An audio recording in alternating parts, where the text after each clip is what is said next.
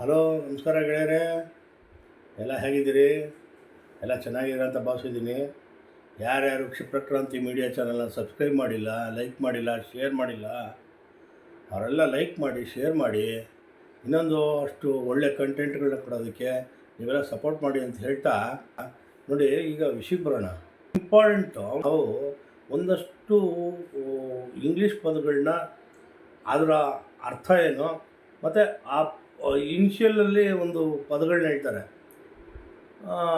ಅದಕ್ಕೆ ಮೀನಿಂಗ್ ಏನು, ಅಥವಾ ಅದು ಯಾವ ರೀತಿ ಅದಕ್ಕೆ ಪದಗಳನ್ನ ಜೋಡಣೆ ಮಾಡಬೇಕು, ಅಸೈನ್ಮೆಂಟ್ ಮಾಡಬೇಕು ಅನ್ನೋದ್ರ ಬಗ್ಗೆ ಒಂದಷ್ಟು ಮಾಹಿತಿಗಳನ್ನ ಕೊಡ್ತೀನಿ. ಇದನ್ನು ತಿಳ್ಕೊಳ್ಳಿ ಫಸ್ಟು.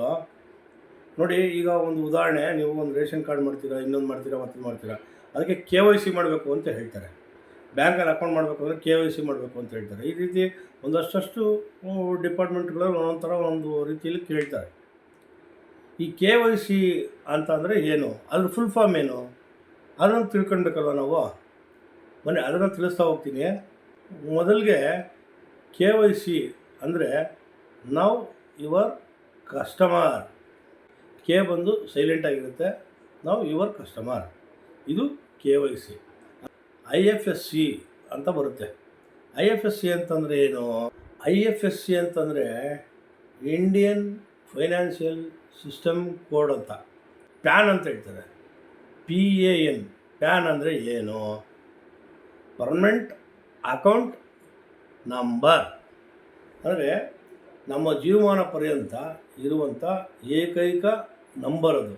ಆ ನಂಬರ್ಗೆ ಎಲ್ಲ ರೀತಿ ನಮ್ಮ ಇಮೇಲ್ಗಳಾಗಿರಲಿ ಅಥವಾ ಬೇರೆ ಕಾರ್ಡ್ಗಳಾಗಿರಲಿ, voter ID, Aadhaar card, DL, ಮತ್ತೊಂದು ಪಾಸ್ಪೋರ್ಟ್ ಎಲ್ಲ ಮಿಂಗಲ್ ಆಗಿರುತ್ತೆ. ಹಾಗಾಗಿ ಇದು ಒಂದೇ ನಂಬರ್ ಇರುತ್ತೆ. ಹಾಗಾಗಿ ಇದು ನಮಗೆ ತುಂಬ ಸುಲಭ ಆಗುತ್ತೆ. ಇದು ಒಂದು ಕಾರ್ಡನ್ನ ಮಾಡಿಕೊಂಡು ನಾವು ಎಲ್ಲಿ ಬೇಕಾದ್ರೂ ಆ ಒಂದು ಕಾರ್ಡ್ ಸಬ್ಮಿಟ್ ಮಾಡಿದ್ರೆ ಎಲ್ಲ ಸಿಗುತ್ತೆ. ಇದ್ರ ಜೊತೆಗೆ UPI ಅಂತ ಹೇಳ್ತಾರೆ. ಇದು UPI ಏನಪ್ಪ ಅಂತಂದರೆ, UPI ಅಂದರೆ ಯೂನಿಫೈಡ್ ಪೇಮೆಂಟ್ ಇಂಟರೆನ್ಸ್ ಅಂತ. OTP ಅಂತ ಹೇಳ್ತಾರೆ.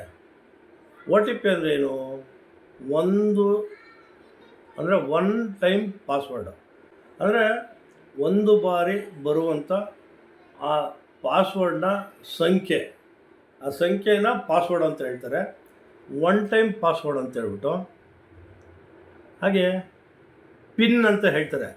ಪಿನ್ ಅಂತ ಹೇಳಿದ್ರೆ ಪರ್ಸನಲ್ ಐಡೆಂಟಿಫಿಕೇಷನ್ ನಂಬರ್ ಅಂತ.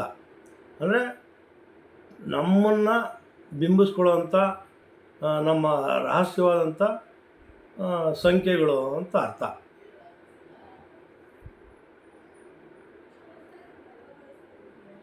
KCC ಅಂತ ಹೇಳ್ತಾರೆ. KCC ಅಂದರೆ ಏನು? KCC ಅಂದರೆ ಕಿಸಾನ್ ಕ್ರೆಡಿಟ್ ಕಾರ್ಡ್ ಅಂತ. ರೈತರ ಗುರುತನ್ನು ಪತ್ತೆ ಹಚ್ಚುವಂಥ ಕಾರ್ಡ್ ಅದು. ಅದಕ್ಕೆ ಕಿಸಾನ್ ಕಾರ್ಡ್ ಅಂತ ಬರುವಂಥದ್ದು ಅದು. ಇದ್ರ ಜೊತೆಗೆ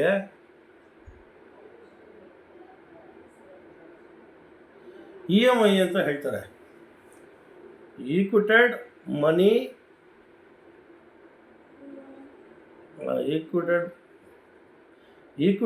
ಮಂತ್ಲಿ ಇನ್ಸ್ಟಾಲ್ಮೆಂಟ್ ಅಂತ. EMI ಅಂತಂದರೆ ಅಂದರೆ ತಿಂಗಳಿಗೆ ಇಷ್ಟು ಅಂತ ನಿಗದಿ ಮಾಡಿರ್ತಾರೆ.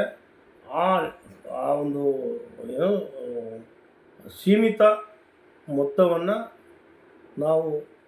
ನಾವು ಏನು ಹಾಕ್ತೀವಿ ಅದನ್ನು EMI ಅಂತ ಹೇಳ್ತಾರೆ. ಸೀಮಿತ ಮೊತ್ತವನ್ನು ಹಾಕುವಂಥದ್ದು, ಠೇವಣಿ ಮಾಡುವಂಥದ್ದು. GST ಅಂದರೆ ಏನು? ಗೂಡ್ಸ್ ಆ್ಯಂಡ್ ಸರ್ವಿಸ್ ಟ್ಯಾಕ್ಸ್ ಅಂತ. ಅಂದರೆ ನಾವು ಏನು ವ್ಯಾಪಾರ ಸಲಕರಣೆಗಳು ಏನೇ ಆಗಿರ್ಬೋದು, ಯಾವುದೇ ಆಗಿರ್ಬೋದು, ಏನು ತಗೊಂಡಿರ್ತೀವಿ ಆ ತಗೊಂಡಿರ್ತಕ್ಕಂಥ ಮೊತ್ತ ಏನೈತೆ ಅದಕ್ಕೆ ನಾವು ತೆರಿಗೆ ಕಟ್ಟುವಂಥದ್ದು. ಆ ತೆರಿಗೆ ಕಟ್ಟುವಂಥ ಒಂದು ಇದಕ್ಕೆ GST ಅಂತ ಹೇಳ್ತಾರೆ.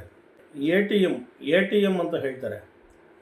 ಏನು ATM ಅಂತಂದರೆ ಆಟೋಮೆಟಿಕ್ ಟೆಲ್ಲರ್ ಮಿಷಿನ್ ಅಂತ. ಅಂದರೆ ಅದೇ ಹಣವನ್ನು ಜೋಡಣೆ ಮಾಡಿ ಲೆಕ್ಕ ಹಾಕಿ ನಮಗೆ ಕೊಡ್ತಕ್ಕಂಥ ಅಥವಾ ತಗೊಳ್ತಕ್ಕಂಥ ಒಂದು ಯಂತ್ರ. ವೈಫೈ ಅಂತ ಅಂದರೆ ಏನು? ವೈರ್ಲೆಸ್ ಫೆಡಿಲಿಟಿ ಅಂತ. ಅಂದರೆ ವೈ ಕೇಬಲ್ ವೈರ್ ಎಳೆಯೀರ, ಕೇಬಲ್ ವೈರ್ ಕೊಡ್ದಿರ, ಬರೀ ನಾವು ಸ್ಯಾಟಲೈಟ್ನ ಸೇರಿಸಿ ವೈರ್ ಇಲ್ಲದೇ ನಾವು ಆ ಒಂದು ಇದನ್ನು ಏನು